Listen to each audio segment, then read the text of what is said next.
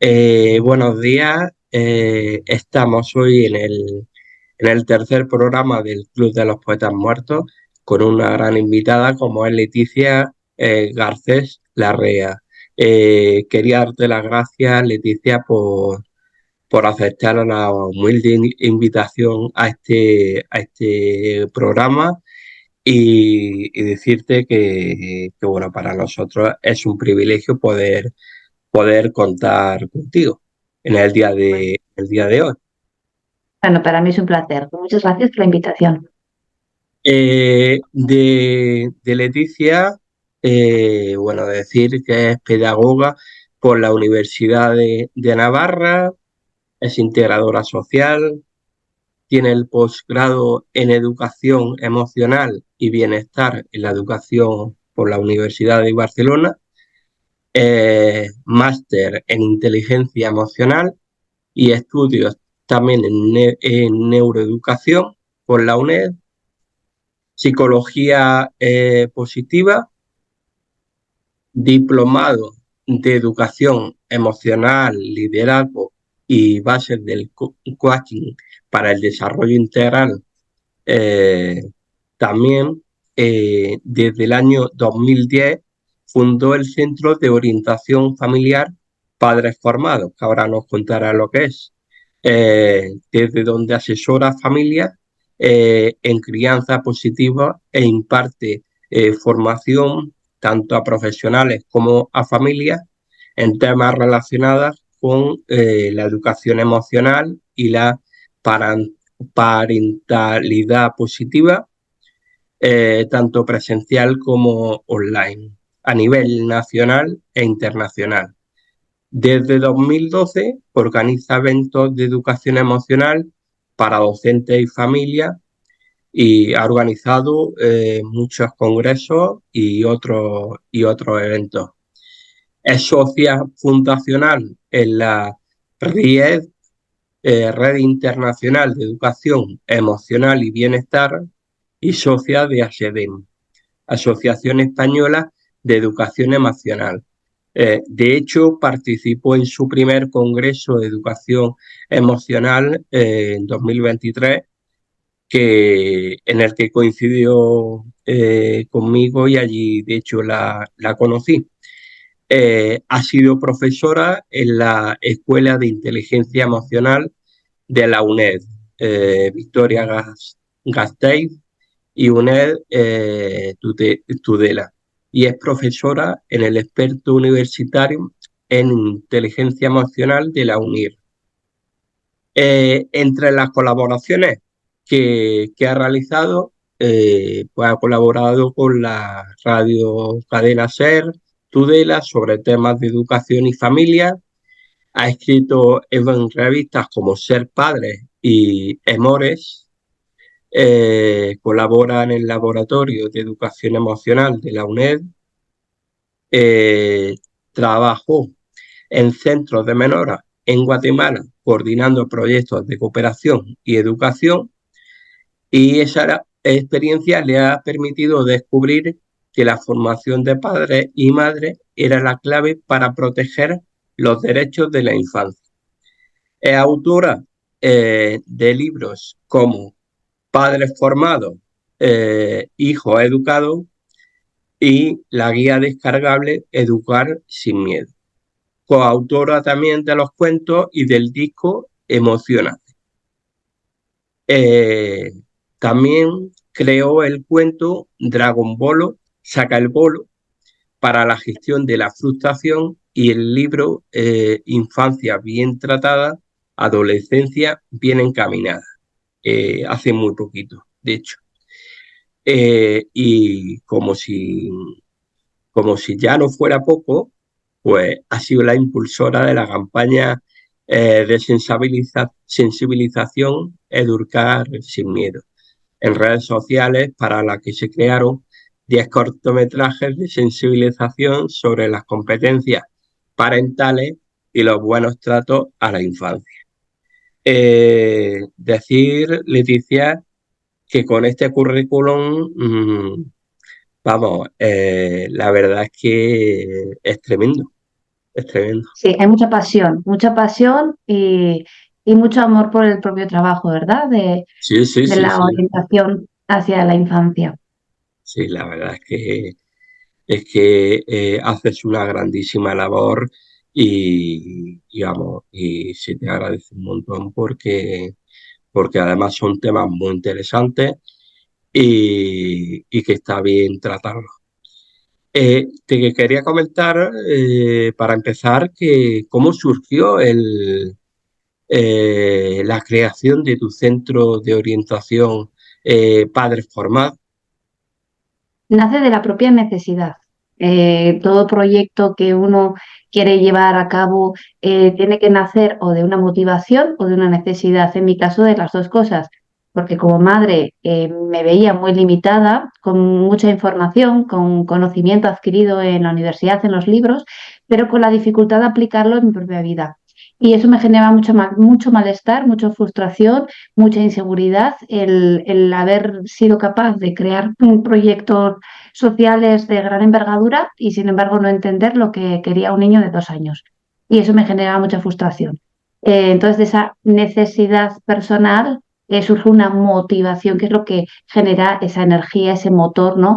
Hacia, bueno, descubrir algo que hasta el momento no conocía, ¿no? Que es lo que ahora llamamos parentalidad positiva, ¿no? Hace 10 15 años seguro había información, pero por lo menos yo no la conocía, no estaba a mi Claro, alcance o no sabía tampoco qué leer, a quién leer, estaba muy perdida. Y cuando eres madre, tienes un deseo de hacerlo muy bien. Luego con el tiempo aprendes que, bueno, que con hacerlo bien es más que suficiente. Hacerlo bien es no dañar. Y bueno, pues eso también lo vas aprendiendo, ¿no? Vas aprendiendo a no ser autoexigente, a no ser perfeccionista, pero sí que buscar la excelencia, ¿no? Buscar el hacer bien, sabiendo que con eso estás favoreciendo el desarrollo cerebral de una criatura. Y de mi necesidad y de esa motivación surgió el Centro de Orientación Padres Formados, que en un principio lo que yo hacía era ir mucho a los centros, a dar formación, eh, trasladarme a otros lugares y compartir con grupos de padres y madres muchos conceptos de crianza positiva bueno, que hoy en día llevamos parentalidad positiva porque es mucho más amplio, ¿no?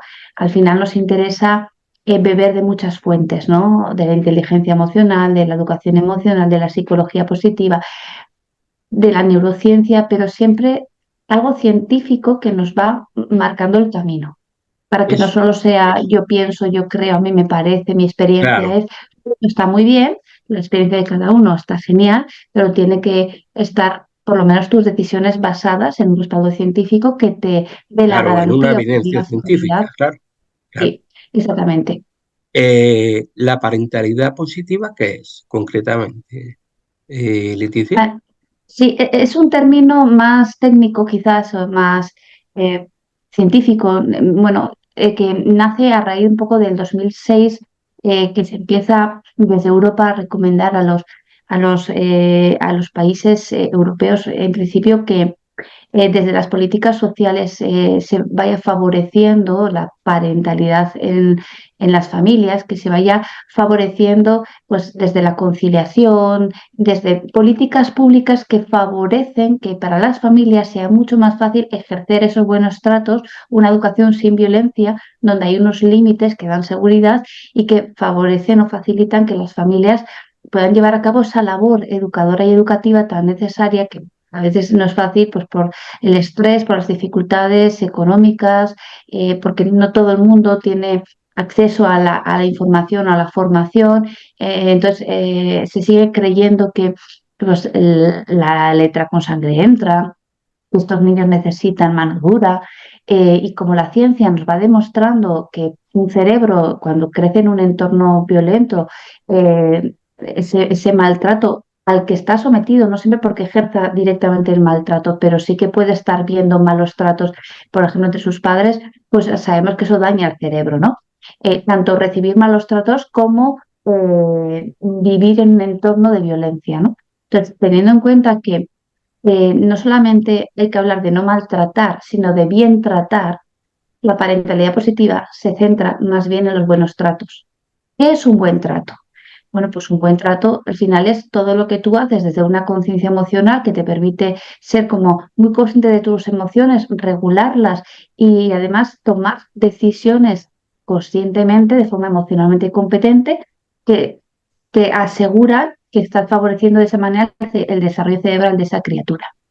Y eso a su vez, pues te da la seguridad de que ese cerebro pues está, digamos, está madurando, se está desarrollando, se están creando conexiones cerebrales y todo lo que aportamos a la infancia, por lo menos durante los 12 primeros años, sabemos que esa antesala va a ser esa mochila cargada de recursos que va a favorecer que ese adolescente, entrando en una etapa preadolescente-adolescente, donde su cerebro está en obras, pueda contar con experiencias vitales que le permitan por lo menos reconocer la violencia, pedir ayuda, autoconocerse lo suficiente como para tirar de sus propios recursos, saber qué virtudes tiene, qué talentos, qué cualidades, qué limitaciones.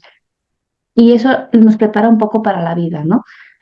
Adquirir durante los 12 primeros años por lo menos las competencias emocionales suficientes que luego se van a convertir en los recursos de vida.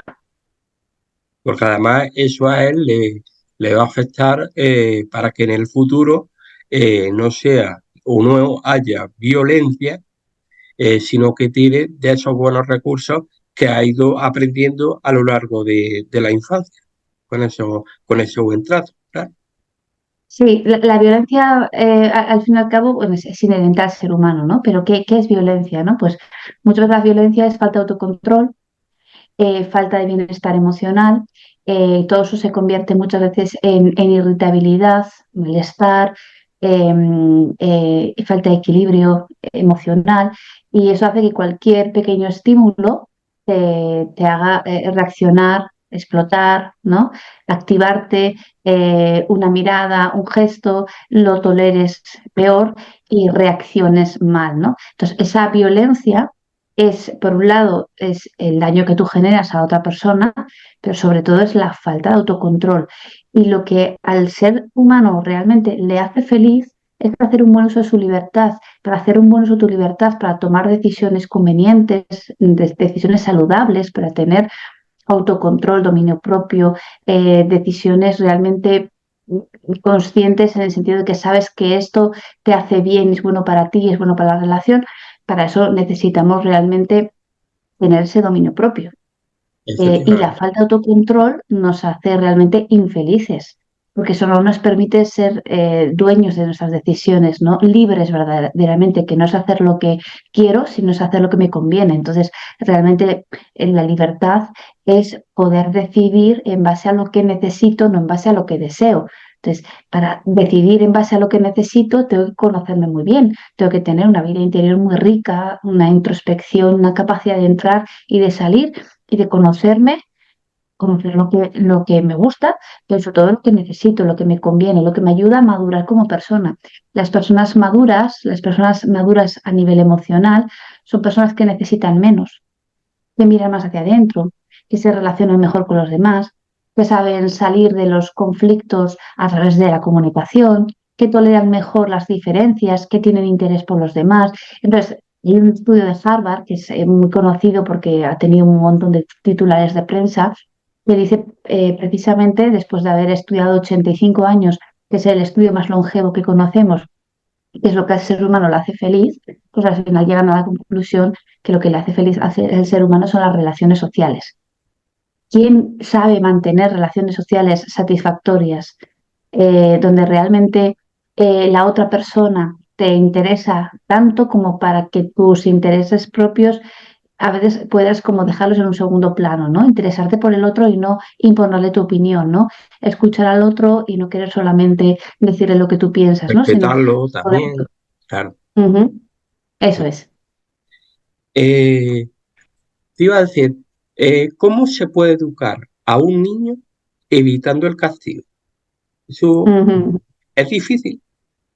Sí, sí, lo primero te tienes que convencer, esto lo tienes que hacer totalmente convencido de que el castigo no es necesario para educar, que las personas no necesitamos el castigo para aprender, para educarnos en valores humanos. Sí que nos va a tocar asumir el castigo en una edad en la que ya no estamos, digamos, eh, aprendiendo, sino que ya hemos aprendido y nuestra conducta tiene que ser como reprendida, ¿no? Que es, por ejemplo, cuando ya somos adultos, estamos en la carretera, vamos a una velocidad no permitida y tenemos que asumir una multa. Pues eso es un castigo que no te va a hacer mejor conductor, sino que de alguna manera te tienen que reprender por haberte saltado una norma que pone en peligro a tu vida y la de los demás. Entonces, de alguna manera el castigo lo que te está diciendo es, ya has saltado una norma donde te has puesto en peligro y has puesto en peligro a los demás, con lo cual te tengo que recordar reprendiéndote a través de esta multa que has cometido una infracción que te pone en peligro a ti y a los demás. Entonces, eso es un castigo que más que educar al conductor, que se supone que el conductor ya se saca el carnet de conducir, le tiene que reprender para recordarle que ha hecho algo probablemente consciente o inconscientemente generando un riesgo. Entonces, los castigos son para los adultos. Los niños no necesitan castigos. Los niños necesitan un entorno de seguridad donde el adulto, de la mejor manera posible, porque luego cada uno tiene su temperamento, su forma de ser, sus caracteres, sus prontos, bueno, pues de la mejor manera posible busque que ese niño, esa niña o ese adolescente se haga consciente del daño generado a través de la conducta. Entonces, vamos a poner un ejemplo muy sencillo. Cuando tenemos dos niños o dos hermanos, puede ser edades de 3, 5, 7, 8 años, que en un momento dado están jugando y se agreden, uno le pega al otro, la tendencia siempre es a decirle al que ha pegado, que se ha portado muy mal, a reprenderle duramente para que aprenda que eso no está bien y además se le dice no se pega, ¿no? Y ponemos toda la atención en el que ha agredido cuando desconocemos en realidad el contexto, solo hemos visto la acción concreta, ¿no? Sin embargo, hay alguien que ha sido agredido, que es el que realmente necesita ser atendido, porque mientras tú reprendes al agresor, desatiendes al agredido. Entonces, si tú en ese momento, desde ese enfado no consciente, no regulado, un enfado descontrolado, porque te nace proteger al indefenso y te nace atacar al agresor, pues probablemente tomes una decisión que no pienses, porque en ese momento estás en modo amigdalar, tienes la amígdala activada y el prefrontal totalmente bloqueado, y le pones un castigo que no tiene ninguna lógica, ningún sentido, desproporcionado, que puede ser en 2 semanas no vas a ver la tele. Claro, tú misma te das cuenta que tiene que ver la tele con la relación entre hermanos, ¿no? Si por no ver la tele 2 semanas alguien a mí me garantiza que va a aprender habilidades sociales, autocontrol, dominio propio, comunicación asertiva, empatía, escucha activa, madre mía, si a mí alguien me garantiza que en 2 semanas por no ver la tele va a desarrollar estas competencias emocionales, yo no lo castigo 2 semanas, 2 años. 2 años y a los 2 años que me venga el niño con el carné de niño emocionalmente competente, pero nadie te lo puede garantizar. Con lo cual, yo como madre no puedo desaprovechar una oportunidad fantástica porque los conflictos son el escenario donde desarrollamos las habilidades sociales, las competencias emocionales. Yo como madre no puedo desaprovechar un conflicto que bien gestionado va a favorecer que ese cerebro madure. Con lo cual, cuando yo voy al conflicto, lo primero que hago es trabajar conmigo. Digo, madre mía, cómo estoy nerviosa, enfadada, ¿no? Activadísima, ¿no? Voy a bajar estos niveles de cortisol en sangre porque si no, no voy a poder darle a mi hijo la respuesta que él merece, que es una respuesta que le permita pensar en lo que ha sucedido. Si yo voy y me convierto en una amenaza para él porque todo mi cuerpo se transforma, mi lenguaje no verbal, mis brazos, en la forma de comunicarle, mi tono de voz, mi cara, ese niño se va a poner en modo víctima, digamos, estoy siendo atacado por alguien que es una amenaza, el cerebro lo va a bloquear y en ese momento no va a poder pensar en todo lo que le tengo que decir, que es muy importante para su vida, pero que no lo puede escuchar porque su cerebro está totalmente bloqueado. Entonces, si yo me convierto en una amenaza para mi hijo, porque no soy consciente de que el enfado está transformando todo mi cuerpo y me estoy convirtiendo en una amenaza, un estímulo negativo para mi hijo, pues voy a desaprovechar una oportunidad maravillosa para ayudar a mi hijo a ser consciente de que cuando está con su hermano y no le gusta que le quite un juguete o que le pinte su dibujo y ese enfado, ¿no? Digamos, se transforme en rabia, en agresividad, en violencia, si yo no le hago consciente de todo lo que él está viviendo en ese momento y al final lo que hace es usar su cuerpo para defenderse, pues mi hijo no va a poder aprender autocontrol, dominio propio, empatía. ¿sí? Entonces a mí me interesa ir a la escena, trabajar conmigo, poner en orden todo lo que a mí se me está moviendo y en ese momento atender a quien ha sido agredido para que él también se sienta seguro, aunque siga llorando, pero se sienta seguro, alguien le está haciendo justicia, alguien le está reconociendo como víctima, alguien le está diciendo acabas de sufrir una agresión, eso no está bien y yo te voy a demostrar que no está bien porque te voy a proteger, pero voy a atender al agresor y le voy a decir, mira, he visto lo que ha sucedido, me ha parecido que tu hermana te estaba quitando tus pinturas, en ese momento le has hecho daño, que le has pegado fuerte con lo que tenías en la mano. Quiero que seas consciente, mira, está llorando, tiene un golpe en la cara, quiero que lo veas. Entonces voy calmando, ¿vale? Y luego le voy a hacer responsable de reparar en parte la relación con su hermana. A esto hay que añadirle consecuencias naturales. Y las consecuencias naturales es que a lo mejor su hermana durante toda la tarde no se acerca a su hermano, no quiere preguntarle nada, no quiere jugar con él. ¿Por qué? Porque se está protegiendo en este momento su agresor. Con el tiempo las relaciones van mejorando, aumentan, digamos, en vocabulario emocional, capacidad de gestionar los conflictos de maneras pues, más, eh, digamos, más maduras y llega un momento que ya no me necesitan, solo vienen a contarme cómo han resuelto el conflicto. Efectivamente, porque lo que se busca en muchos casos es eso, que ellos mismos solucionen el conflicto. Pero tienen que ser, Tienen tienen que que haber tener vivido una herramientas experiencia. para poder hacerlo, claro. Y para eso Exacto, han tenido que tener la experiencia de vivir muchos conflictos claro. con una figura de referencia que les da seguridad, que les dice, mira, este es un conflicto, genera malestar, aquí ha sucedido algo que no se puede tolerar, pero mira cómo salimos del conflicto, ¿no? Atiendo al agredido, hablo y confronto al agresor, le doy la oportunidad de hacerse consciente, le hago responsable de sus acciones y aún así tendrá que asumir alguna consecuencia bien lógica o bien natural, ¿no? Lógica porque a veces se genera un daño que hay que reparar de alguna manera y cuando algo no es reparable, porque igual el daño ha sido con la persona, no es reparable, pues igual hay una consecuencia natural, ¿no? Que es que a lo mejor mi hermana durante toda la tarde ya no quiere jugar conmigo porque se está de alguna manera protegiendo de esa impulsividad que yo tengo, ¿no?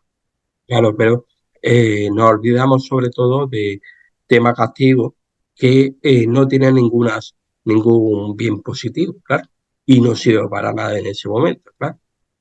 No, no es necesario. Si tú quieres realmente que tu hijo aprenda algo, algo positivo para la vida, algo para esa relación, desde luego castigarlo es una opción. La pregunta es si es una buena opción. La opción la tienes porque al final es lo que Claro, conocemos y lo que hemos vivido. Pero yo más bien pienso que el castigo tiene más sentido para un adulto que claro, conscientemente se claro. salta una norma y que se pone en peligro y pone en peligro a otras personas y hay que reprenderle y decirle, no, mira, acabas de pasarte esta señal y entonces ahí tiene sentido porque es te recuerdo y te reprendo. Pero al niño hay que darle la oportunidad de aprender. Efectivamente. Eh, Iba a comentar, ¿qué recursos tienen los padres ante situaciones adversas con los hijos? ¿A dónde pueden recurrir también? Recursos a nivel personal cuando no saben educar a sus hijos, Sí, ¿sí? Vale, mira, yo me gusta explicar que hay que formarse para todo en la vida, para una profesión, pero los padres, nos convertimos en padres en el momento en el que tenemos un hijo en brazos, ¿no? Pues a ti te convierte en padre tu hijo. Tú hasta que no tienes un hijo no eres padre. Te convierte en padre o madre tu hijo o tu hija. Pero luego el rol de educador como padre, ese sí que lo tienes que desarrollar. Y no se trata de ser un buen padre. Se trata de que sepas que lo que estás haciendo realmente es lo que hace bien a tu hijo. No, no se trata de hacer las cosas bien o mal. Dice Winnicott que con que seamos madres suficientemente buenas es más que suficiente, ¿vale? Madres suficientemente buenas que no buscan la perfección, pero bueno, sí la excelencia, no buscan hacer las cosas perfectas, ¿no? Porque eso genera mucho estrés, pero cuando hablamos de hacer las cosas bien, hablamos de saber que ese bien que estoy haciendo realmente está favoreciendo el desarrollo cerebral de un niño. Entonces, para saber que lo que hago está bien, me tengo que formar, actualizarme, tengo que leer, tengo que llenar mi mente de información. Entonces, un libro puede ser un buen acompañante, porque lo tengo en la mesilla de casa y en cualquier momento lo puedo leer, ¿no? El último libro que he publicado, que es Infancia bien tratada, Adolescencia bien encaminada, tiene un montón de reflexiones, de frases que a lo mejor no te dice nada que no sepas, pero bueno, igual te permite reflexionar sobre una situación que el simple hecho de estar pensando sobre ella ya te hace posicionarte, estar más seguro, tener una opinión más fundamentada y eso a veces es más que suficiente, ¿no? Entonces, también es interesante acudir a grupos de formación, charlas, conferencias, congresos, todo está muy bien. Pero la cuestión es que si tú aprendes una cosa y ese aprendizaje, por sencillo que sea, lo interiorizas, lo integras, lo haces tuyo y se convierte en parte de ti, eso lo vas a poder llevar a la práctica mucho más fácilmente. Con eso ya estás generando nuevas conexiones neuronales, estás generando una nueva actitud, una nueva visión de la educación, una nueva, digamos, forma de ser, una nueva personalidad ante tus hijos. Pongamos un ejemplo. Cuando antes se creía que cuando un niño lloraba te manipulaba, se te subía la chepa, las barbas, ¿no? Y entonces lo que se aconsejaba era que había que ignorarlo y dejarlo llorar para que aprendiera a no manipular llorando. Esta es la creencia. Esta Esa era creencia la está creencia, claro. esta es la creencia, ¿vale? Está instaurada en la El mente de mito. muchos adultos, sí. Entonces, desde esa creencia, que difícilmente te la vas a quitar, porque a no ser que leas o puedes una charla, que alguien te dé otro punto de vista, si es la creencia que tú tienes y te rodeas con gente que cree lo mismo, eso es un paradigma, ¿no? Es como que para ti no tiene sentido lo contrario. Entonces, esa creencia en la propia ciencia te dice que no es sostenible, porque los niños, para empezar, no lloran para manipular, lloran para desahogar la frustración que sienten. Otra cosa es que el adulto que le tiene que acompañar en esa frustración no tenga capacidad de mantenerse firme ante ese llanto y acaba cediendo y acabe dándole al niño lo que quiere a nada que llore, pero por no escucharlo. Entonces, el niño entiende que el llanto tiene un poder sobre el adulto, pero él no tenía la capacidad de manipular llorando, lo aprendió porque el adulto no fue, digamos, firme en sus decisiones. Entonces, ese niño llorará hasta desahogarse y un poquito más, ya que ha aprendido que llorando un poquito más consigo algo del adulto, pero no Efectivamente. hubiera aprendido eso, no lo hubiera aprendido si el adulto se hubiera mantenido firme en sus decisiones. El caso es que si tú lees y entiendes que el niño que llora no tiene que ser ignorado, tampoco tiene que ser atendido de forma sobreprotectora, sino que tiene que ser bien acompañado. Y después aprendes a darle ese acompañamiento, digamos, firme, un acompañamiento consciente, donde estás sabiendo que lo que haces le está ayudando, desde esa madurez que tú también vas adquiriendo, pues te das cuenta que con tu presencia el niño consigue hacerse como cargo de sus emociones, ¿no? No es que tú tranquilizas al niño porque llora, sino que tú al estar presente mientras el niño llora, le das a él la opción de hacerse cargo de lo que siente. Cuando tú transformas una creencia por otras, ¿no? O bueno, pues dejas a un lado una creencia que no tiene respaldo científico y vas atreviéndote, ¿no? A incorporar en tu forma de entender la educación nuevas creencias que están respaldadas científicamente. Claro, tienes que ser valiente, porque lo que estás haciendo es algo nuevo. Lo nuevo siempre da miedo. Entonces tienes que dejar a un lado lo que es conocido y que te da seguridad y que todo el mundo más o menos lo habla y atreverte a pensar cosas nuevas que solo la ciencia dice que es bueno, o unos pocos, ¿sí? Entonces, cuando tú adquieres conocimiento de diferentes formas, o bien porque lees, o porque escuchas podcast o entrevistas como esta, o porque gusta ir a una charla o te vas como nutriendo y das lugar a que nuevas creencias se vayan incorporando en tu visión de la educación, te das cuenta que cada vez tienes como más control de la situación, tienes más seguridad en lo que haces, ese conocimiento te da como más serenidad.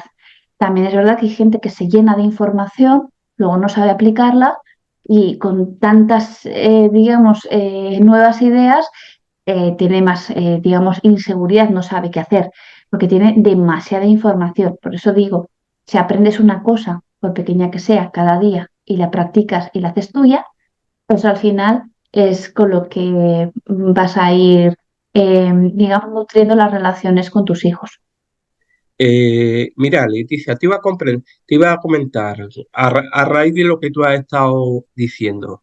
Entonces, cuando un niño llora, precisamente lo que no hay que hacer es darle lo que él quiere.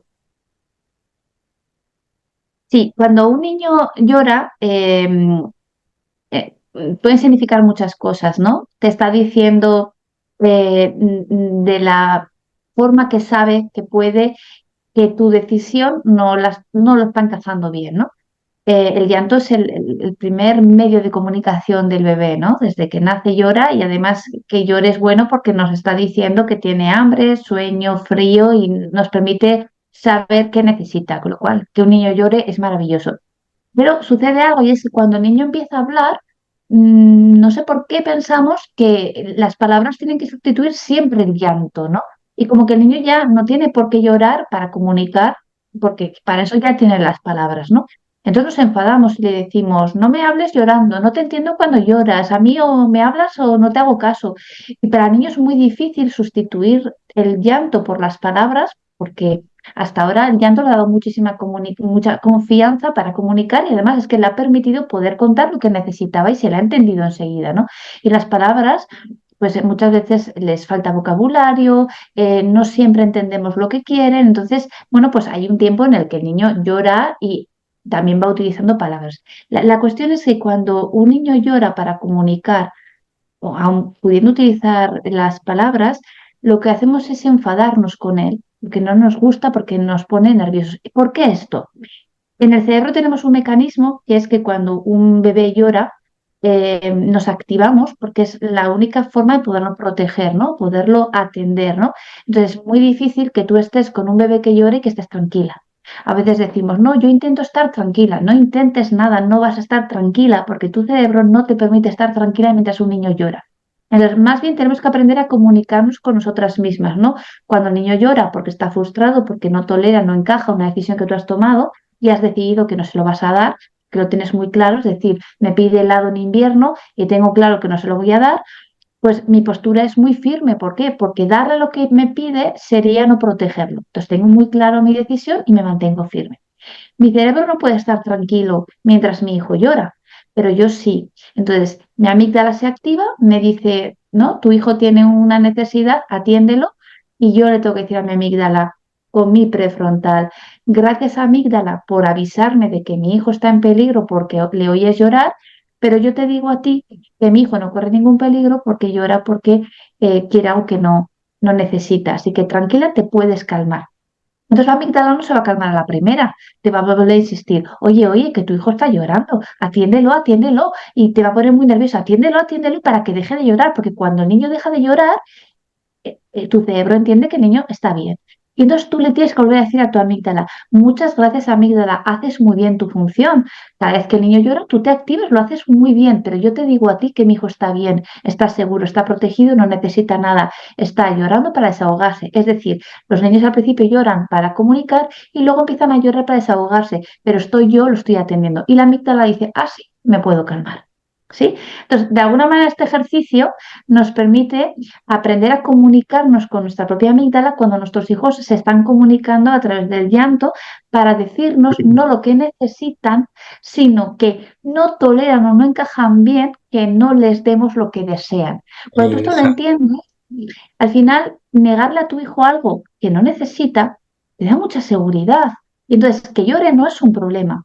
Lo verdaderamente dramático es no que un niño llore, es que cuando un niño llora, no haya un adulto lo suficientemente emocionalmente competente como para entender que ese llanto no es una amenaza para mí. Porque ¿qué nos pasa? Que nos activamos también a nivel cerebral y al final acabamos defendiéndonos de nuestros propios hijos, atacándolos, gritándoles o zarandeándolos porque los vivimos como una amenaza. Entonces, lo verdaderamente dramático no es que un niño llore o que llore para manipular o que llore exageradamente, sino que claro, cuando lo haga yo no sepa entender que eso no es una amenaza para mí, sino que eso es algo que mi hijo tiene que vivir, que tiene que madurar y que para hacerlo yo tengo que estar cerca, no tranquila, porque tranquila no voy a poder estar, pero bueno, lo suficientemente segura de mi postura como para poderme equilibrar. Entonces, claro, ¿me equilibro cómo es esto? Pues me enfado un poco, pero me hago consciente, entonces me tranquilizo. Y entonces siempre estoy como en un equilibrándome para no acabar reaccionando y siendo violenta con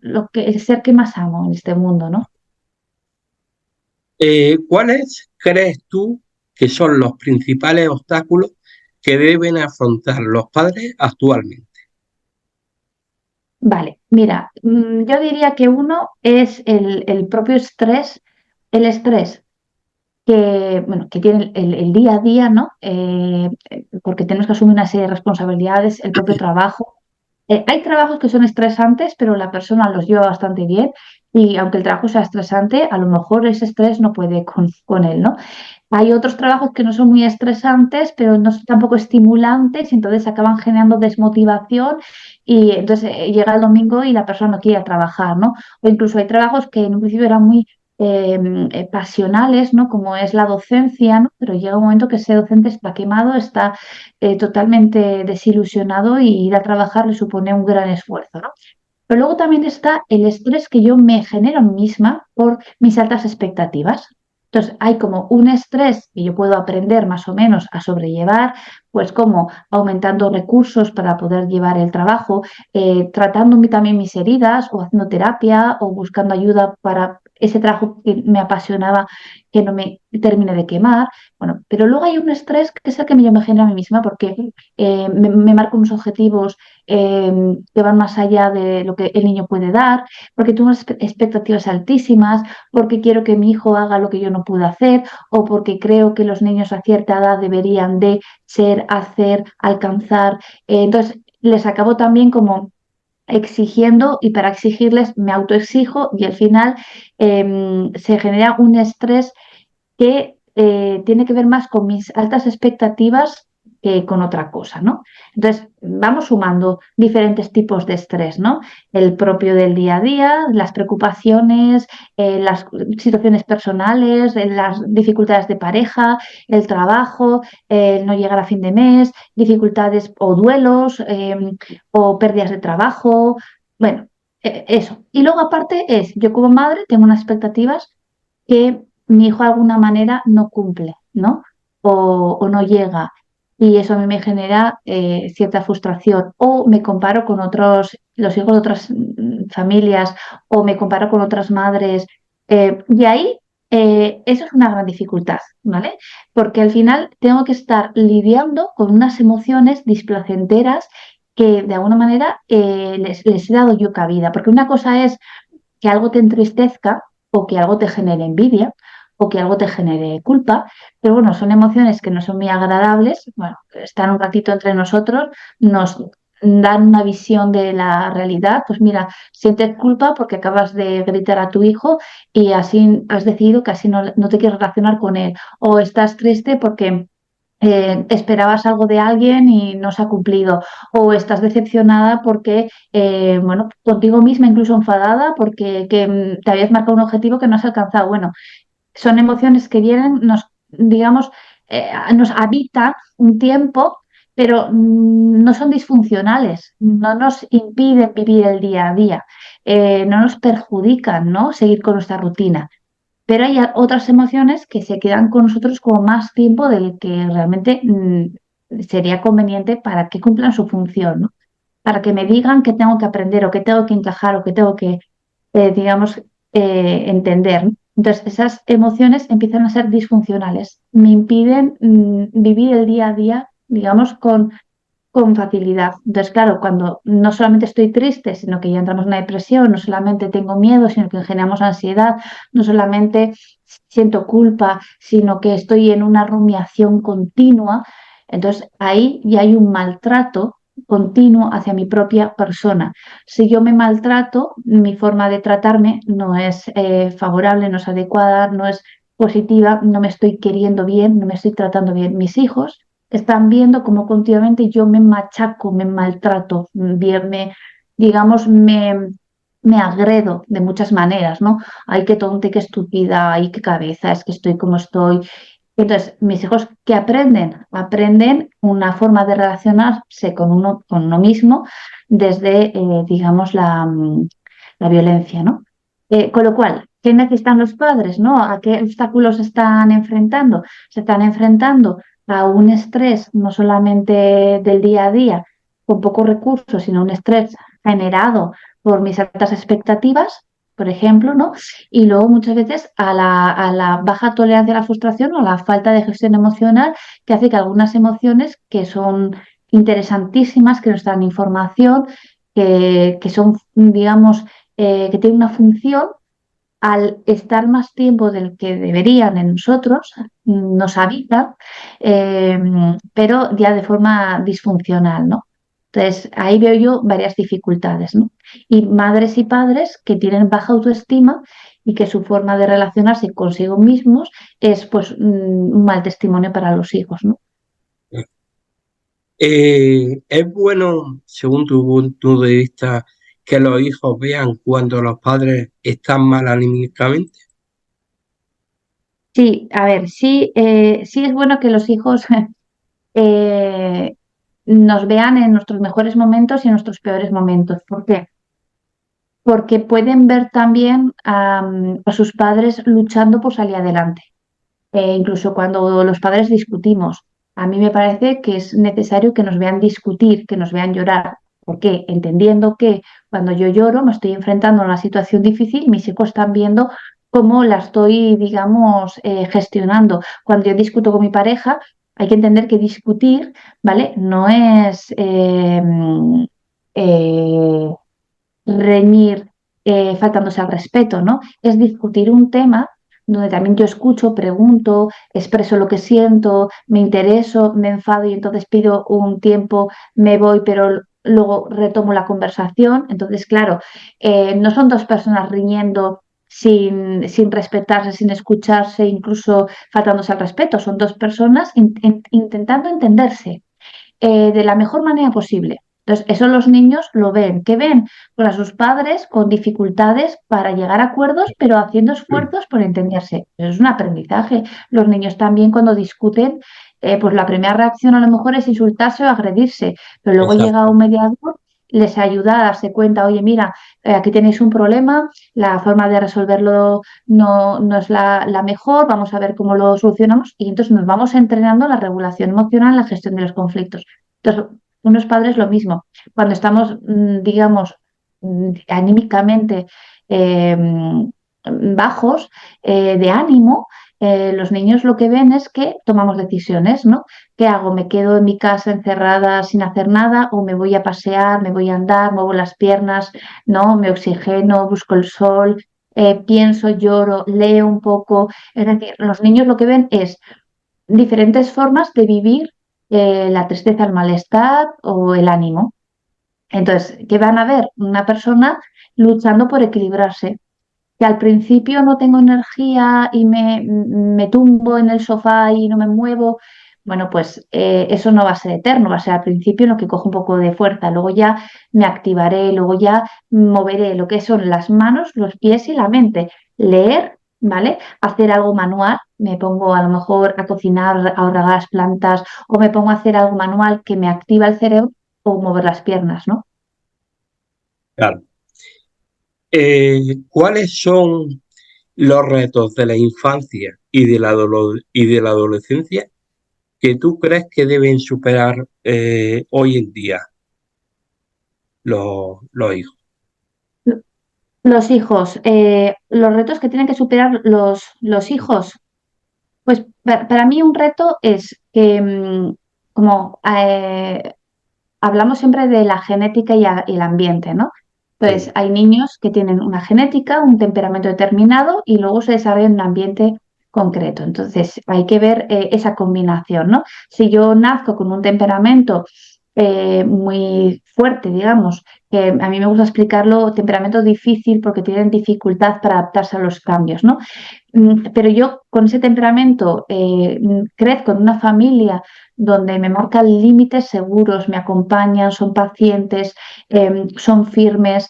Va a ser fácil, para mí, aún teniendo un temperamento fuerte, va a ser fácil como niño aprender el dominio propio y el autocontrol, porque si me marcan límites, me hacen sentirme seguro, yo voy aprendiendo también ese ejercicio de autorregulación. Entonces, puedo encontrar en ese ambiente, en ese medio familiar, puedo encontrar una forma de desarrollarme saludable, ¿no? Entonces, como niño, me voy a encontrar con diferentes retos en el día a día, que es, por ejemplo, conocerme a mí mismo, relacionarme con los demás, desarrollar la empatía, desarrollar la comunicación asertiva. Estos son retos. Tengo Claro. que desarrollar competencias emocionales. Lo que pasa es que el reto va a ser cómo lo voy a hacer, teniendo en cuenta que nazco con un temperamento ya muy marcado y que depende del medio en el que yo me encuentre, va a ser más fácil o más difícil desarrollar todo eso.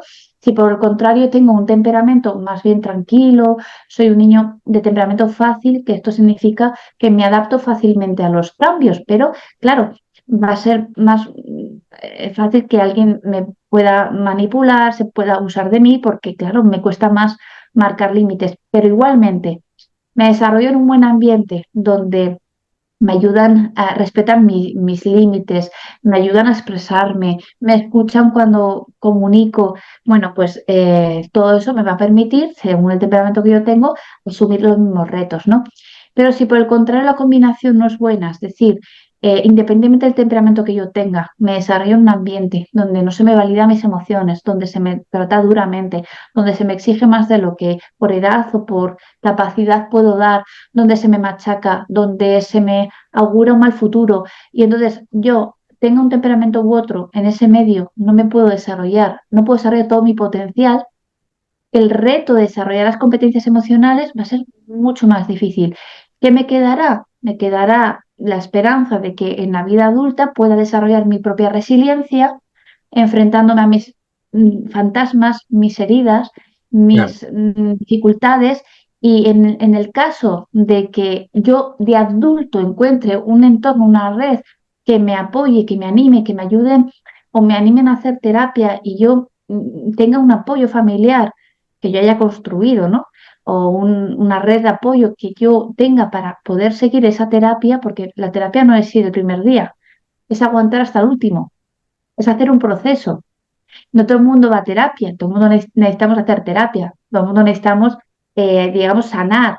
No todo el mundo necesita el terapeuta, pero hacer terapia todo el mundo necesitamos. Entonces, en ese caso, nos quedará ese adulto que, teniendo en cuenta la infancia que haya tenido, se tendrá que enfrentar a sus heridas y hacer ese proceso de sanación y desarrollar su propia resiliencia, ¿no? Y es posible, si la persona ha nacido en un ambiente hostil y bueno, a lo largo de los años le ha sido complicado mantenerse en una situación óptima, poder salir de ahí. Sabemos que sí es posible, pero que es difícil. Pero sí es posible. Es decir, afortunadamente la ciencia, pues la teoría de la resiliencia, ¿no? De Boris Cyrulnik, bueno, entendió también que venimos de un apego determinado, ¿no? Pues los niños que han desarrollado un apego inseguro van a tener más dificultades para relacionarse con los demás. Pero aunque tengan más dificultades, no podemos decir que no es posible. Tenemos que decir, es posible, pero te va a costar más. Es posible, pero vas a necesitar más apoyos. Es posible, pero te va a doler mucho. Es posible, pero va a ser, digamos, costoso, largo. ¿Por qué? Porque hay que enfrentarse a muchos recuerdos dolorosos, a muchas experiencias traumáticas y eso duele muchísimo. Y para enfrentarse al dolor hay que ser muy valiente, muy valiente. Y además el dolor desgasta, el dolor agota. Entonces, a veces es muy difícil seguir una vida de adulto con tus responsabilidades, con tu día a día y hacer un trabajo terapéutico porque es agotador. Entonces necesitas mucha energía para hacer ese trabajo de sanación, ¿no? Entonces, hay muchos adultos que prefieren vivir a espaldas a esa realidad, construirse una nueva vida y vivir ignorando que eso está ahí, ¿no? Porque enfrentarlo duele mucho. Por eso es tan importante la red de apoyo, ¿no? Te puedes encontrar en tu vida a lo mejor una pareja que te da mucha seguridad, en quien te apoyas muy bien y construís una relación de confianza donde os apoyéis mutuamente y a lo mejor en esa relación donde te sientes segura puedes enfrentarte a tus heridas, ¿no? La cuestión es que la ciencia lo que nos dice es que sí podemos sanar y construir una nueva personalidad y enfrentarnos a nuestras heridas de la infancia, pero desde luego el precio hay que pagarlo. Y el precio es, esto duele mucho, esto agota muchísimo, los recuerdos de la infancia pesan y sola no puedo. Tiene que ser con apoyo, pero apoyo no solamente terapéutico, sino apoyo de amistades, de red de apoyo, de familia. ¿A qué puede deberse la mala actitud del alumnado generalmente en la actualidad, según tu Sí, criterio? es una pregunta muy interesante. Nos equivocaríamos si generalizásemos, ¿no? Hay que Evidentemente. ver que luego cada alumno, cada familia, cada circunstancia, Evidentemente. pero así como de primera sí que podemos decir que un niño que está bien a nivel emocional, que tiene un entorno seguro, donde ha establecido un apego seguro, unos vínculos afectivos sanos, donde tiene confianza, puede hablar en casa, se le escucha, se le atiende, donde tiene un entorno rico, estimulante, donde hace extraescolares que tienen que ver con sus gustos, sus talentos, no que a lo mejor estudia música sin que le guste porque sus padres quieren que aprenda un instrumento, sino porque realmente tiene pasión por la música. Bueno, entonces, es muy difícil que un niño en un ambiente más o menos estimulante, de respeto, de buen trato, a través del comportamiento, tenga un comportamiento disruptivo porque no tiene malestar que sacar, Claro. porque hay más bien equilibrio. ¿Qué pasa con el alumnado que con el comportamiento continuamente disruptivo, amenazante, que a veces te dicen, ¿no? Tú no me mandas o se enfrentan en el día a día, ¿no? Que nos están diciendo lo mal que se sienten, lo mal que se encuentran y todas las carencias que tienen. Entonces es muy difícil responder al mal comportamiento con un buen comportamiento. Es decir, es lo ideal que cuando un niño se porta mal, lo ideal es que tú respondas de tal manera que le hagas sentirse seguro aunque le tengas que reprender.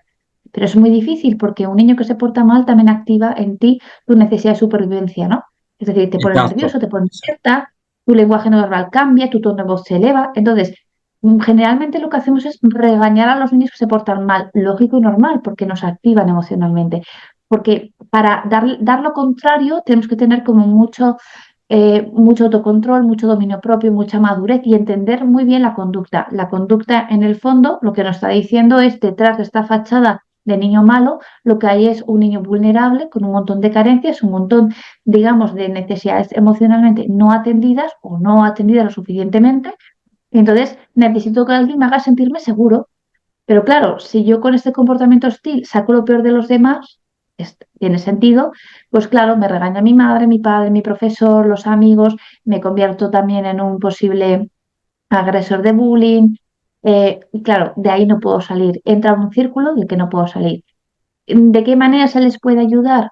Claro, cuando tú como docente adquieres un compromiso con este tipo de alumnado, con estas actitudes, claro, tienes que trabajar mucho en ti, porque claro, hay que encontrar el equilibrio y no es fácil, ¿no? Es cómo respondo a este alumno que me está, digamos, atacando con esa firmeza y esa autoridad que le hace sentirse seguro, ¿no? Es como cuando un alumno me grita y yo en lugar de gritarle le hablo en un tono bajo, que logro poco a poco que él vaya bajando el tono porque él no está consiguiendo cambiar mi estado de ánimo. Para que un alumno no cambie mi estado de ánimo, yo tengo que estar lo suficientemente seguro eh, eh, conmigo mismo para mantener todo mi lenguaje no verbal bajo control y transmitirle que por muy mal que se porte, ¿vale? Yo no voy a portar con él peor. Pero claro, esto lo puedo conseguir un lunes, un miércoles, a primera hora de la mañana, con un alumno, con dos. Pero yo entiendo que esto es tal esfuerzo que no le podemos pedir al docente que tenga todo este control, todo este dominio encima de clases, tenga buen humor, esté contento, esté alegre, tenga salud. Con lo cual, ¿qué nos toca hacer muchas veces? Ser prácticos y decir, mira, pues el lunes tengo bastante energía y me voy a dedicar especialmente a este alumno, a este otro no. El martes, como ayer me dediqué a a estos dos los priorizo, pero a este otro no. El miércoles, hoy estoy con poquita energía, voy a intentar tampoco exigir mucho porque tampoco estoy para dar mucho. Entonces, al final de lo que se trata es de que elijas tus batallas. Elijas tus batallas desde este conocimiento. El alumnado, a través del mal comportamiento, me está pidiendo algo que yo no siempre voy a tener, que es efectivamente. equilibrio dominio propio, energía, fortaleza interior, respuestas emocionalmente competentes, empatía, comprensión. Bueno, pues el día que lo tengo, se lo daré con mucho gusto. El día que no tengo, entonces también tendré que relativizar, es decir, no darle importancia a ciertos comportamientos o buscar la manera de o pedir ayuda a otro compañero. Es decir, no siempre se puede trabajar sobre la conducta. A veces hay que trabajar sobre el contexto, ¿no? En mí, valorar que hay una conducta que realmente no tiene tanta importancia y esta la voy a ignorar. Entonces, en todo eso que vamos haciendo, te vas dando cuenta que vas vinculando con ese alumno, vas conectando con él se va sintiendo seguro contigo, su comportamiento disruptivo va disminuyendo, de repente se acerca a ti, te recibe un contacto o bueno, un abrazo o una sonrisa y a lo mejor al final de curso pues lo tienes de aliado. Te iba a preguntar, Leticia, ¿cuál ha sido tu mayor logro a nivel personal? A nivel profesional, bueno, a nivel personal, quizás haber conseguido ser la madre que deseaba ser. Es posible. Para mí que es, esto siempre es algo que desea la gente, ¿no? De hecho, cuando me piden que dedique mi libro, es una de las dedicatorias que más pongo, ¿no? Deseo que hagas las reflexiones que necesitas para ser la madre que deseas ser, no la que debes de ser, no, la que tú deseas ser, ¿no? Pero para mí es un deseo cumplido, ¿no? Haber alcanzado, o por lo menos poder vivir la maternidad que yo deseo vivir. ¿Qué maternidad es esa? Una maternidad con bastante paz interior, con bastante serenidad, con bastante confianza, donde sé dar sentido a la culpa cuando me viene, sé vivir la tristeza, la añoranza, los duelos, las pérdidas, desde la confianza, donde al tomar decisiones no tengo problema con equivocarme, puedo rectificar, ¿no? Pues puedo decidir algo y luego valorar que me he equivocado y cambiar de opinión y hablarlo y entonces que no falte pues la comunicación, la escucha activa y la empatía, por ejemplo, en las relaciones con mis hijos. Entonces, el haber llegado a vivir una maternidad que para mí es satisfactoria, que es la mía, no me importa tanto recibir un juicio, una crítica o una opinión o eh, algo externo que me pueda desequilibrar porque creo que he alcanzado el nivel de satisfacción que deseo tener ante la maternidad que estoy viviendo. Pues para Ya. mí ese es uno de mis mayores logros a nivel personal. Y a A nivel nivel profesional, profesional y a nivel sería profesional, poder trabajar de lo que realmente me apasiona porque me hace inmensamente feliz. O sea, yo podría hacer muchas otras cosas porque al final pues todos tenemos capacidades y si no aprendemos, ¿no? No desprecio ninguna profesión, algunos las admiro porque me parece que son complicadísimas, pero desde luego la que yo hago, que es orientar a padres y madres en la crianza para que puedan alcanzar esa maternidad que desean tener, que les da satisfacción y que les conecta con emociones placenteras, ¿no? Con emociones muy, muy profundas, muy del ser, ¿no? De vivir en paz. Pues me da mucha satisfacción poder tener ese propósito de vida muy identificado, ese ikigai, ¿no? Ese eh, hacer lo que realmente sabes hacer, te gusta hacer, te da satisfacción y además sabes que es un bien para los demás, ¿no? Que es algo que ayuda a los demás. Entonces, cuando a nivel personal vives con esa serenidad, o por lo menos, ¿no? La acabas encontrando. O sea, la vida no es esto, ¿no? Pero claro. bueno, puede ser esto y está bien también, ¿no? Ya está bien. O sea, al final nos vamos equilibrando, ¿no? Y a nivel profesional, hago lo que realmente me apasiona, lo que sé Claro, hacer claro. y quieres. Pues al final dices, ¿y qué más quiero? A mí con esto lo tengo, si Que no todo, casi todo, ¿no? además que te llena, es una profesión Muchísimo. que te llena y como persona pues estás completa, te Sí, complementa, eso es verdad. Eso es efectivamente. verdad. Pues Leticia, decirte que ha sido un verdadero placer poder contar contigo aquí en el Club de los Poetas Muertos, que ha sido un tiempo maravilloso que he disfrutado como oyente y seguro que los que nos escuchan y los que van a ver también lo van a disfrutar. Y nada, ha sido un privilegio y gracias por habernos dedicado un poquito de tu tiempo para poder charlar contigo. Bueno, pues Eh, te diré que el placer es mío, que el agradecimiento inmenso es mío también, por supuesto que sí. pues muchas gracias y seguramente que en otra ocasión tendremos el gusto de coincidir otra vez. Seguro que sí. Un abrazo y espero que de aquí saque cada uno lo que necesite para vivir esa maternidad que les dé esa satisfacción plena. Pues ya está, nos vemos.